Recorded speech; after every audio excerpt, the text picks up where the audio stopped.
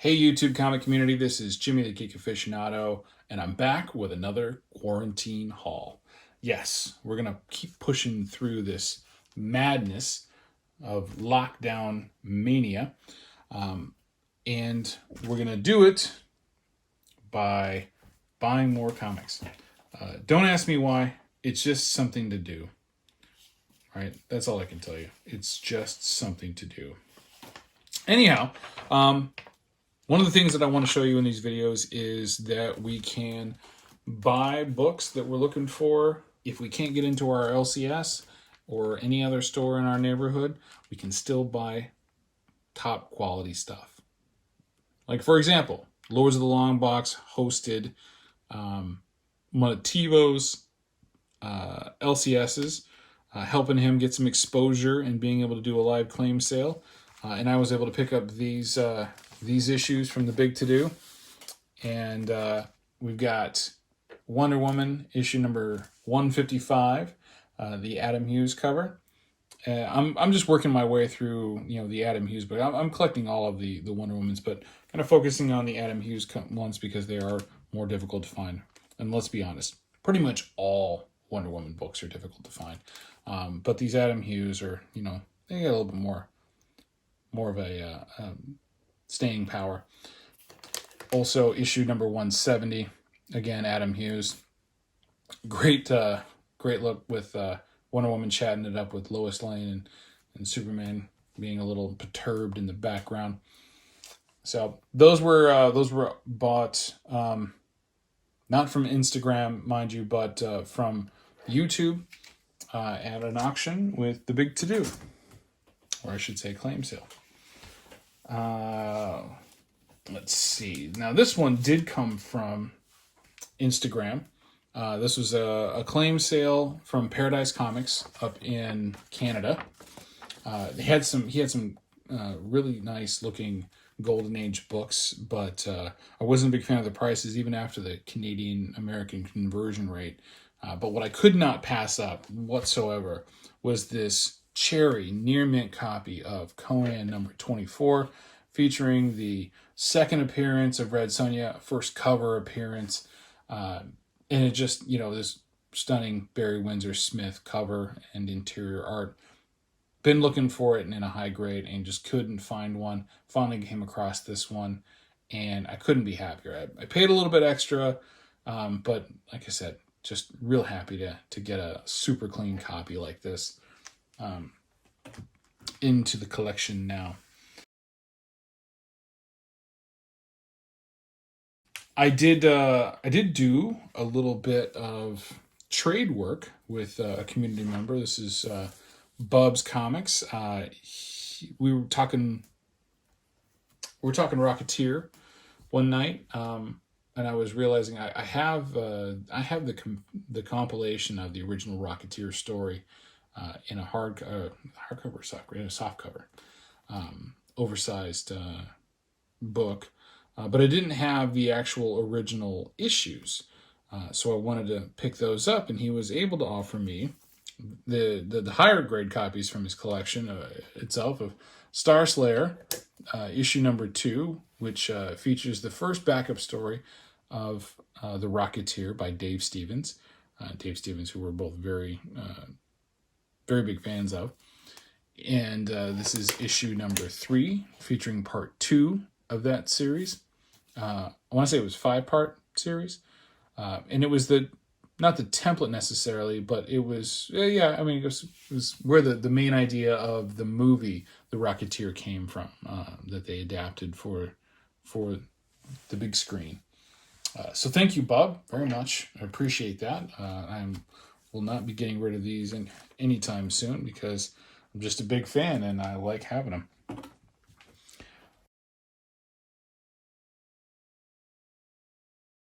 Moving on to eBay. I don't like buying off of eBay.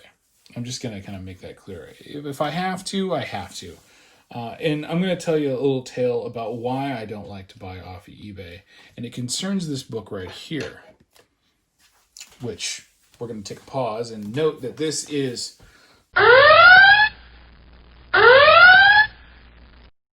one of the books on my 2020 hunt list. It seems that being locked up and not going crazy has enabled me to pick up a number of books from my hunt list, and I'm very happy with that. But this is Strange Tales number 169. Now, I'm going to tell you the story about one of the reasons why I don't like to shop on eBay. Because there's bad sellers out there. And there's bad sellers who don't know how to grade books, and they don't know how to take pictures of books, and they don't like to respond to questions. So you kind of start playing craps. Well, you're rolling the dice, trying to figure out, is this book the right quality?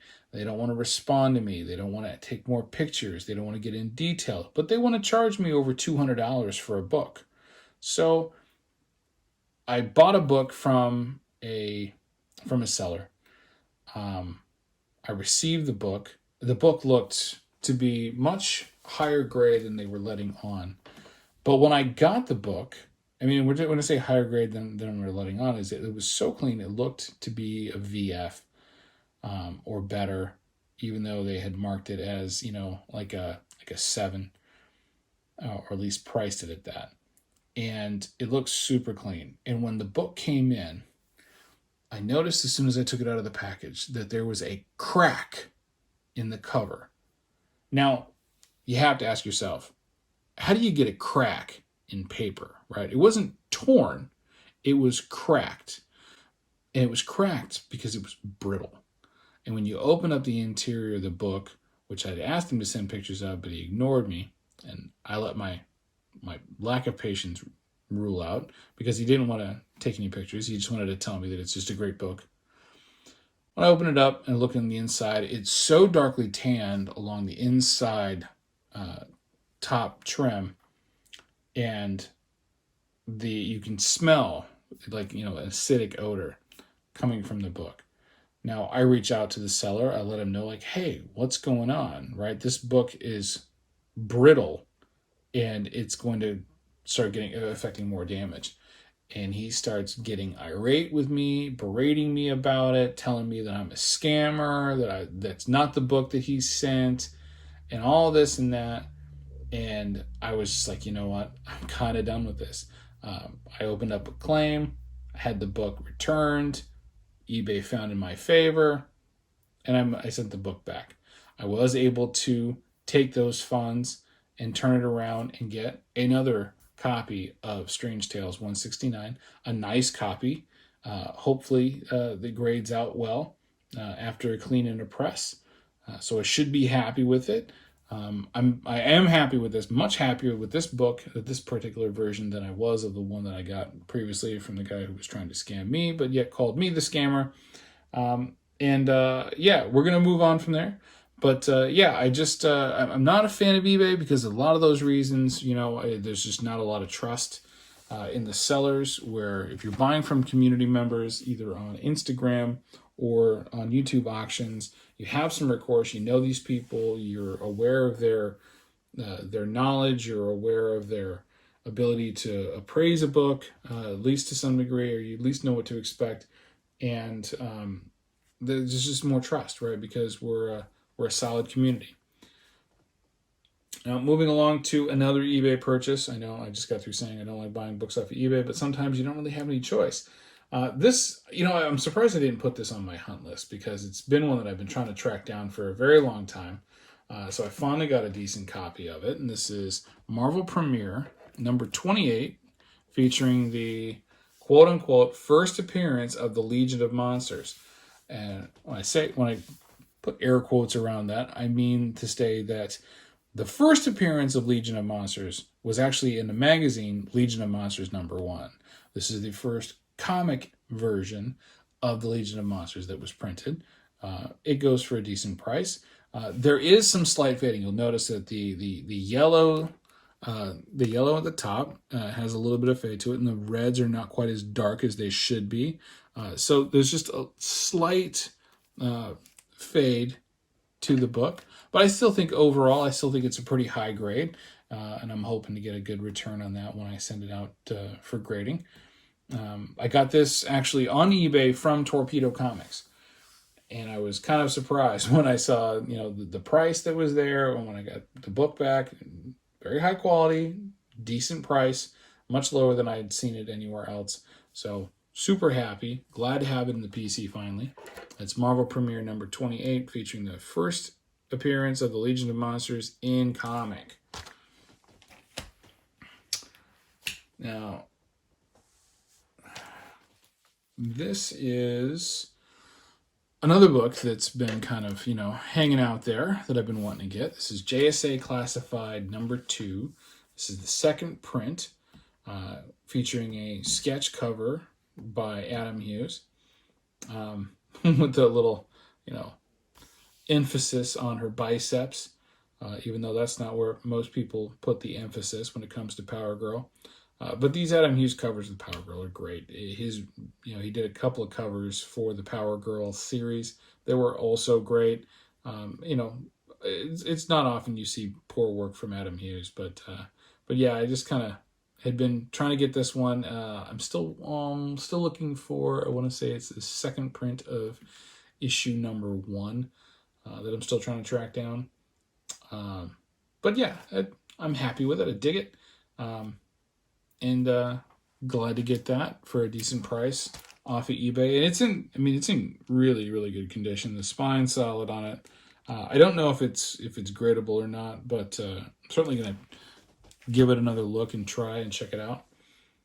All right, so this is the last book for the video. Also my last eBay purchase. You may recognize this if you follow me on Instagram.